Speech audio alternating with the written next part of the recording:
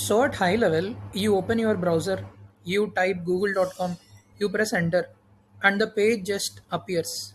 Feels instant, right? Like one single thing happened. But it is not one thing. In that fraction of a second, your computer had a back and forth with a handful of machines it had never talked to before.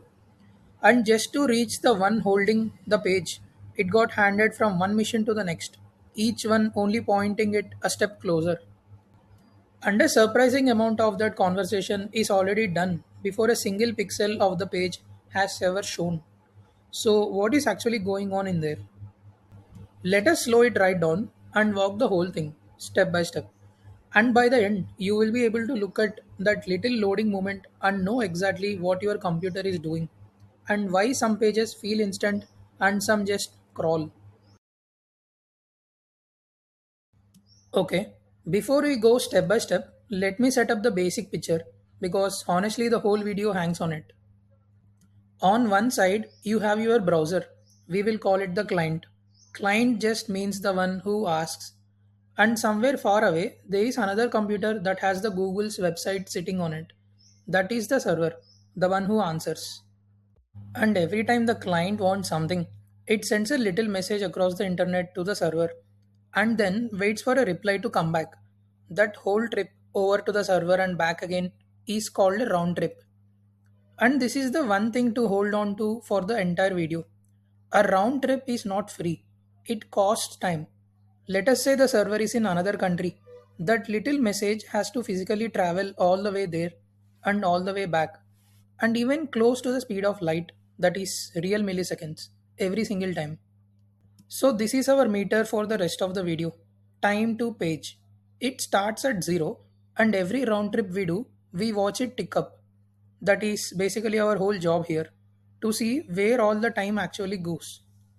And here is the part that surprises people. Most of the time, the slow bit is not how fast your internet is, it is how many of these round trips we do and how far they have to travel. Hold that thought, we will come back to it at the end. For now, just watch the trip add up. Right. So you pressed enter with the name google.com. But computers on the internet do not actually find each other by name at all. They find each other by number. Every machine has one called an IP address. Think of it like a phone number for a computer, something like 142.250 and so on. So before your browser can talk to Google at all, it has to turn that name into the number. And that system that does this is called DNS, basically the internet's phone book. You hand it a name, it hands you back the number. And the way it gets looked up is actually kind of nice. Your browser hands the name to a helper, and that helper walks it up a little chain. And honestly, nobody in that chain knows the whole answer. The first one basically says, I do not know Google, but I know who is in charge of all the .com names. Go ask them. So it does. And that one points it to the Google's own directory. And Google's directory finally says, yes, here is the number. It just gets passed along, one step at a time, until it lands on someone who knows. So that is a bit of back and forth. Call it a round trip or so, just to find out where we are even going. Our meter ticks up, and notice we have not even started loading the actual page yet. But, and this is exactly why the second time you visit a site, it feels so much faster. Your computer itself just remembers that answer for a while. So the next time, it skips this whole lookup, name to number instantly. Zero trips. That little trick, remembering an answer so you don't have to ask again, is called catching. And we are going to see it come up again and again. And honestly, DNS has so much more going on under it. We are going to take it completely apart in the very next video. It is genuinely one of my favorite ones. For us, right now, all that matters is a name went in, a number came out. Let us keep going. Okay, so now we have the number. We know exactly which machine to talk to. So we can just send our request and get the page right. Not it. Because before two computers send any real data, they first open up what is called a connection. And opening it is basically a quick handshake. Think of a phone call. Before you actually start talking, there is that little hello, hello. Yeah, I am here. Okay, go ahead. Both sides just confirm they can hear each other cleanly. The system that handles this is called TCP, and its main job is to make the connection reliable, meaning if any piece of data gets lost on the way, TCP notices and resends it, and it keeps all the pieces in the right order, so you never have to worry about bits gone missing or arriving jumbled. It is a really nice guarantee, and it is doing it quietly under everything else. But that handshake, the hello, the yeah, the go, that is another full round trip before we can send anything real.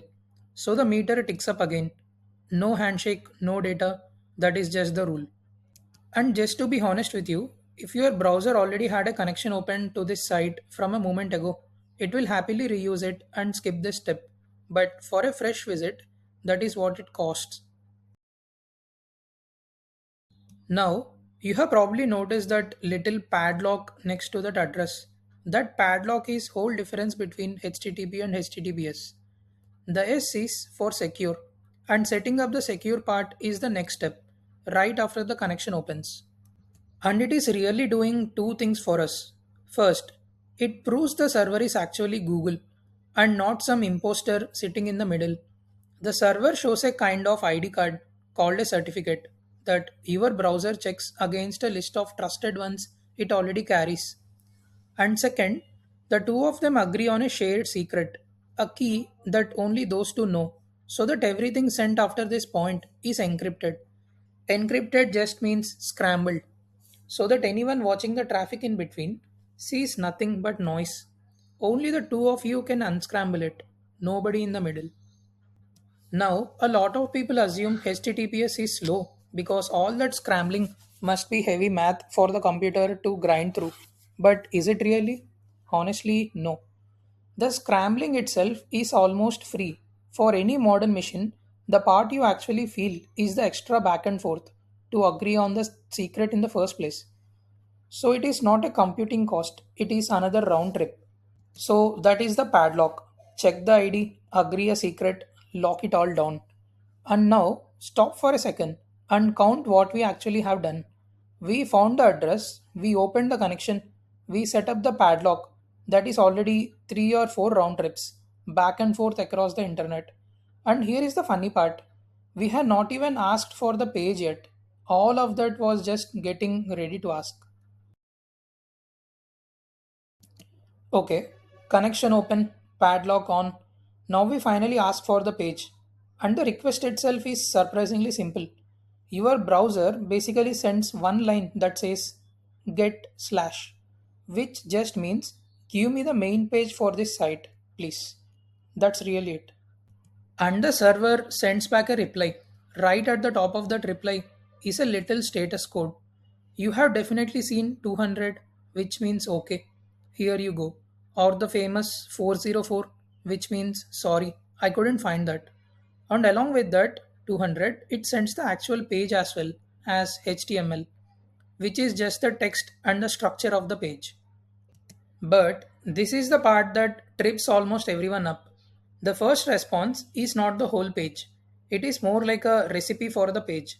Because when your browser reads through that HTML, it finds it full of little notes saying, oh, I also need this style sheet, which is the file that controls how it looks, and this is image here, and this bit of JavaScript, which is the code that makes the page interactive, and this font, and none of those actually came with the first response. So your browser has to turn around and go fetch each one of these separately. More requests, more round trips. And this is exactly why you sometimes see a page show up and then pictures and then the styling kind of pop up a moment later. It is still fetching the rest of the recipe. The first response was only the starting point. Okay, the page and all of its pieces have arrived. The very last step is the browser actually drawing it on your screen. This part has a name too. It is called rendering. At a high level, the browser reads the HTML to work out the structure of the page, uses the styling to decide how it all looks, and then paints the pixels. And if the styling or the scripts are heavy, This is the spot where a page can feel slow even after everything has finished downloading. But honestly, rendering is a whole craft of its own. On the front end side, a video for another day. For us, the story is basically done. You asked, the server answered, and the page is on your screen. Okay, so let us zoom back out and watch the whole thing at speed. You press enter first, DNS turns the name into a number, then TCP opens the connection, the handshake, then TLS locks it down with the padlock, and then finally the browser asks for the page, gets the recipe back, fetches all the extra pieces, and draws it on the screen. And just notice this, by the time the real page content even starts showing up, we had already done 3 or 4 round trips back and forth before it. That is where the time goes. Not one giant download, a series of little conversations, and each one costs a trip. And once you start seeing it as a conversation, pretty much everything people do to make the web fast is one of three moves. 1. Skip a conversation, that is, caching. Your computer remembering an answer so it does not have to ask again. 2. Shorten the conversation.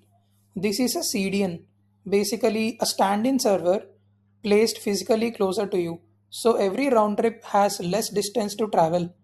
And 3. Merge conversations. Newer versions of these systems combine some of those handshake steps into fewer trips. Skip, shorten, merge. So the next time a page loads and it feels instant or it feels painfully slow, you will actually know why. Because for most pages, you will load it. It was never really about how big the download is, it was about how many little conversations there were and how far they had to travel. Typing a URL was never one download, it is a conversation back and forth between your computer and a handful of machines it just met.